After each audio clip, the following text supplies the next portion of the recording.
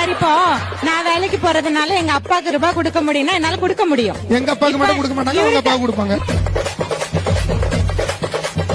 நான் இவர்கிட்ட போயிட்டு எங்க அப்பாவை பார்க்க போறேன், எனக்கு ஒரு 100 ரூபாய் தாங்க, 500 ரூபாய் தாங்கறேன்னா எனக்கு உனக்கு எதுக்கு ரூபாய், நான் வீட்டுக்கு தேவையானதெல்லாம் வாங்கி வைக்கிறேன், பேசாம வீட்டுல இரு அப்படிலாம் போய் ஒண்ணும் கொடுக்க கூடாது அப்படிங்க.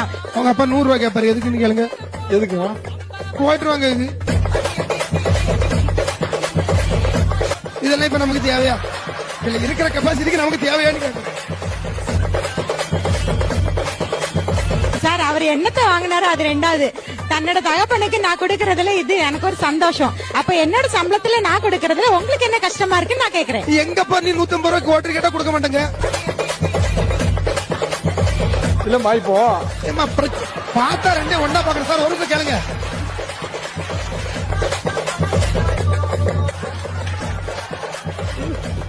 எங்க வீட்டுல ஒரு ஃபங்க்ஷன் வைங்க, அன்னைக்கு எதுவுமே செய்யறது இல்ல. அவங்க அம்மா வராங்க, அப்பா வராங்க, அக்கா வராங்கன்னா அன்னைக்கு ஆட்டு அடிப்பா, அசந்தா எண்ணெய் தூக்கி போட்டு அடிச்சா அடிப்பா. அந்த அளவுக்கு பாருங்க மனசுல உள்ள பாரமே குறைஞ்சிருச்சு.